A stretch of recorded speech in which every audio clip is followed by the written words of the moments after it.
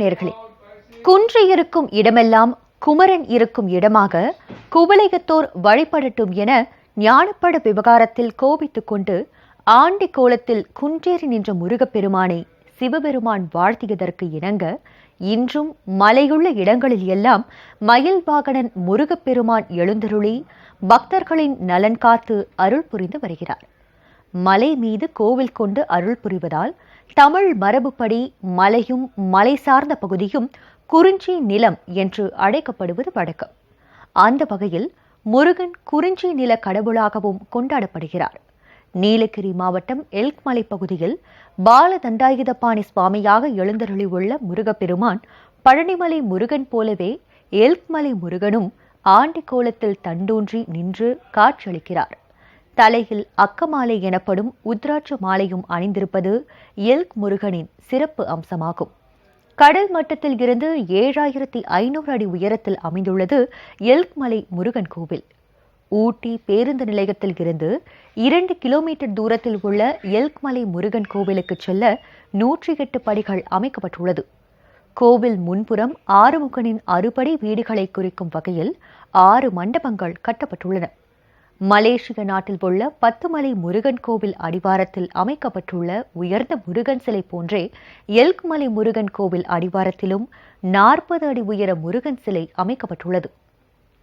Elk என்பது ஒரு வகை மான் இனமாகும். எல்க் மான்கள் அதிகம் வாழ்ந்த பகுதி எல்க் மலை என அழைக்கப்பட்டது. தமிழில் அதை மான் குன்றம் என அழைக்கின்றனர். மான் குன்றத்தில் கோவில் கொண்டுள்ள பாலதண்டாயுதபாணி திருக்கோவில் இயற்கையை சூழ்ந்த பகுதியில் அமைந்துள்ள எழில்மிகு திருக்கோவிலாக விளங்குகிறது.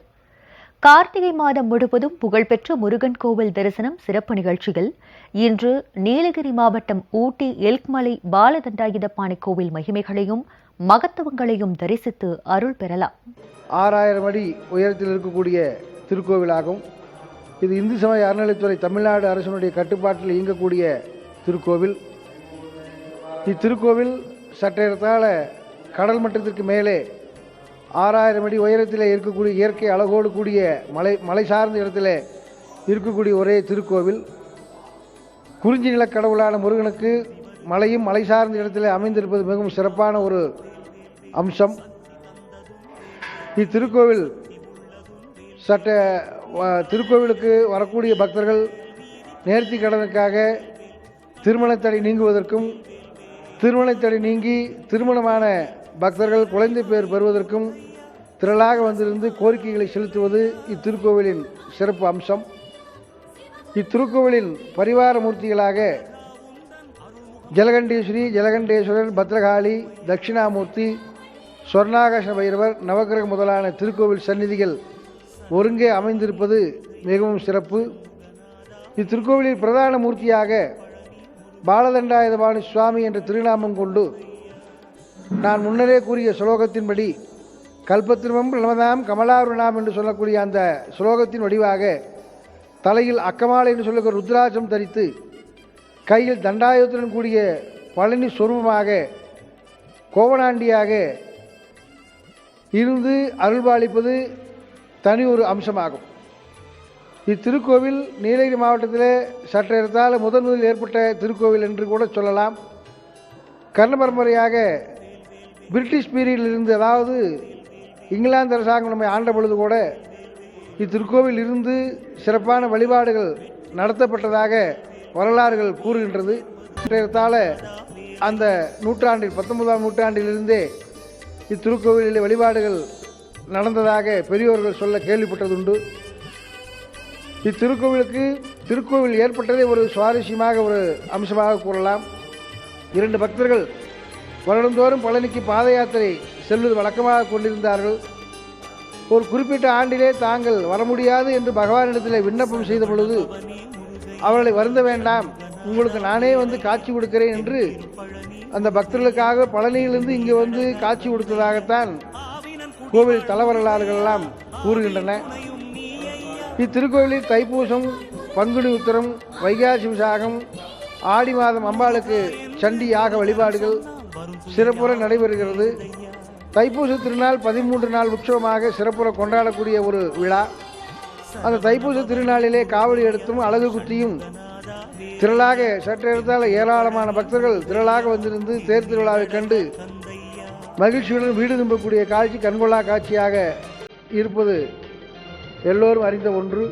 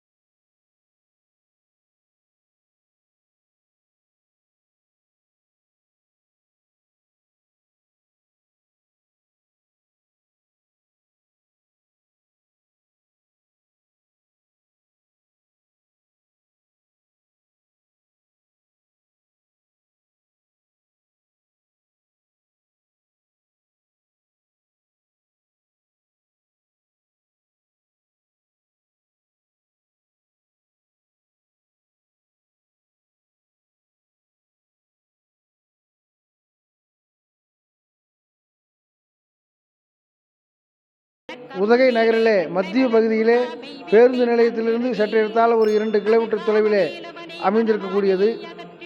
இத்திருக்கோவில் 40 ஆண்டுகளுக்கு பின்னர் திருப்பணி செய்த பொழுது 108 படிகளும் 6 மண்டபங்களும் அமைத்து சுவாமியுடைய திருநாமங்கள் 108 நாமங்களுக்கு 108 திருப்படிகளும் 6 படை வீடுகளை குறிப்பதாக 6 மண்டபங்களும் அமைத்து திருப்பணி செய்யப்பட்டு 40 ஆண்டுகள் கழித்து திருப்பணி நடைபெற்றதனாலே 40 அடி உயரத்திலே மலேசியாவில் இருக்கக்கூடிய முருகன் சிலை போன்று ஒரு சிலை வடிவம் முதலாக தமிழ்நாட்டிலேயே மலேசியா முருகனை போன்று சிலை அமைத்த திருக்கோவில் இத்திருக்கோவில் தான். அதன் மேல 2 இடங்களிலே சிலை வடித்திருக்கிறார்கள். இருந்தாலும் கூட முதலில் இந்தியாவிலேயே உயரமான முருகன் சிலையை அமைத்து வழிபாடுகள் சிறப்பாக நடத்தப்பட்ட ஒரே திருக்கோவில் இத்திருக்கோவில் தான். இத்திருக்கோவில் அமைத்த சிலையை பார்த்து வேறொரு இடங்களிலே ஈரோட்டிலும் துறையூரிலும் அமைத்திருக்கிறார்கள். இருந்தாலும் அந்த மலேசியா முருகனுடைய அம்சமாக ஒரு சிலை 40 அடி உயரத்தில் இருப்பது இத்திருக்கோவிலுடைய சிறப்பு. ஏராளமான பக்தர்கள் வழிபாடு செய்வதும் ஒரு சிறப்பு. திருக்கோவில் நடை திறந்திருக்கும் நேரம் காலையிலே 8 மணிக்கு கோவில் நடை திறக்கப்பட்டு 11 மணியிலே காலை நேர பூஜை நடைபெறும். மாலை 5 மணி வரை கோவில் திறந்தே இருக்கும். விழா காலங்களிலும் மாதாந்திர கிருத்திகை நாட்களிலும் கோவில் நடை சாத்தப்படுவது 1 மணிகள் அதிகரித்தும் மாறுதலுக்கு உட்பட்டும் இருக்கும். ஆனால் 8 மணியிலிருந்து 5 மணி கோவில் திறந்தே இருக்கும். வழிபாடுகள் செய்வதற்கு ஏதுவாக கோவில் நடை திறந்தே இருக்கும்.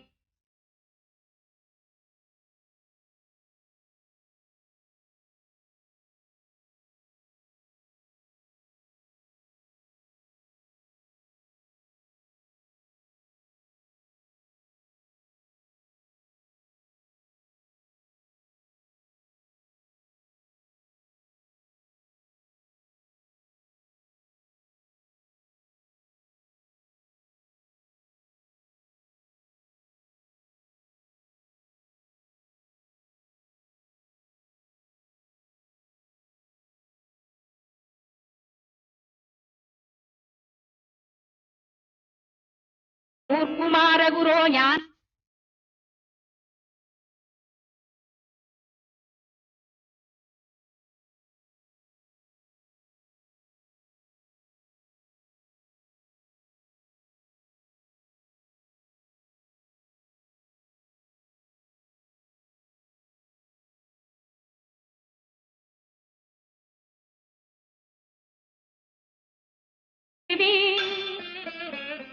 மிகவும் அருமையான எழில் சூழ்ந்த ஊட்டி உதகமண்டலம் என்கின்ற நகரத்தின் மேலே எல்ஹில் அப்படிங்கிற மலை மீது அமர்ந்திருக்கக்கூடிய திருமான் குன்றம்னு சொல்லக்கூடிய மலை மீது அமர்ந்திருக்கக்கூடிய முருகப்பெருமானுடைய சன்னிதானம் இது. வேண்டுவோருக்கு வேண்டியதை வேண்டிய வண்ணமே அருளக்கூடிய தெய்வம் முருகப்பெருமான். எப்படி பழனி மலையிலே முருகன் பாலதண்டாயுதபாணியாக காட்சி அளிக்கிறாரோ அதே போல இங்கேயும் முருகன் பாலதண்டாயுதபாணியாக காட்சி அளிக்கிறார். சதா காலமும் தரிசிக்கும் மக்களுக்கு ராஜ அலங்காரத்திலே காட்சி தந்து அனைவருக்கும் வேண்டியதை வேண்டியவாறே அளிக்கக்கூடிய அற்புதமான முருகன் ஞானபால தண்டாயுதபாணி சுவாமி ஞானக்கடவுளாக வீற்றிருக்கிறார். இங்கே பலவிதமான சிறப்பு வழிபாடுகள் பக்தர்கள் செய்யப்பட்டு அவர்களுடைய வேண்டுதல்கள் எல்லாம் நிறைவேற்றப்படுகின்றது. இங்கே இன்னொரு தனிச்சிறப்பு என்னவென்றால், மலேசியாவில் இருப்பது போலவே முருகப்பெருமானுடைய சிலை 40 அடிக்கு எழிலார்ந்த முறையிலே அமைத்திருக்கப்படுகிறது. மலேசியா சென்று முருகப்பெருமானை தரிசிக்க முடியாத மக்கள் இங்கே இருக்கின்ற ஊட்டி மலையின் மேலே எல்ஹில் இந்த சிறு குன்றிலே அமர்ந்திருக்கக்கூடிய இந்த மலேசியா முருகனை தரிசித்தாலே அந்த பலனானது முழுமையாக முருகப்பெருமானிடமிருந்து கிடைக்கப்படுகிறது அப்படிங்கிறது எல்லாத்துடைய நம்பிக்கை. இங்கே கந்த சஷ்டி விழா 6 நாட்கள் மிகவும் சிறப்பாக நடைபெறுகிறது. படிபூஜையோடு 108 கலசாபிஷேகங்கள் நடைபெற்று கந்தசஷ்டி விழாவானது சிறப்பான நடைபெறுகிறது. அதே போல சண்டிஹோமம் என்று சொல்லக்கூடிய துர்கா லட்சுமி சரஸ்வதி ஆகிய முப்பெரும் தேவியருக்கான சண்டிஹோமமானது பல வருடங்களாக ஒரே குண்டத்திலே அருமையான முறையிலே அம்பிகையின் அருளுக்காக வழிபாடு செய்யப்பட்டு வருகின்றது. அதே போல தைப்பூசத்திலே தேர் திருவிழா, பங்குனி உத்தரத்திலே தேர் திருவிழா, வைகாசி விசாகத்திலே மயில் வாகனம் என்று சொல்லக்கூடிய வகையிலே முருகப்பெருமான் மக்களை பார்ப்பதற்காகவுமே நகர்வலமாக கீழே இறங்கி மக்களுக்கு அருள்பாலிக்கிறார். அதாவது எல்லாத்தாலையும் மேலே தரிசிக்க முடியலினாலும் முருகன் தன் அருளை அனைவருக்கும் தரணும் அப்படிங்கிறதுக்காகவே நகர்வலம் வருகிறார் அப்படிங்கிறது ஐதீகம்.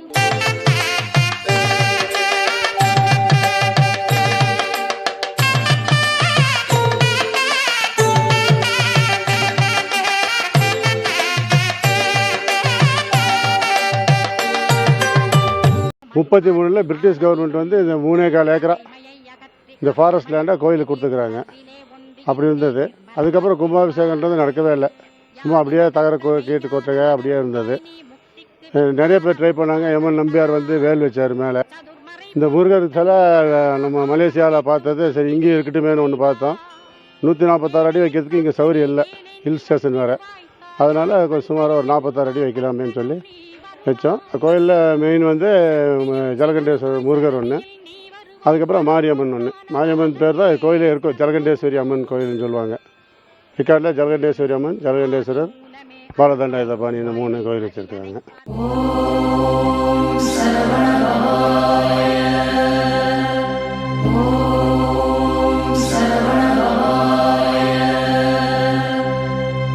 ஓம் சரவண ஓம்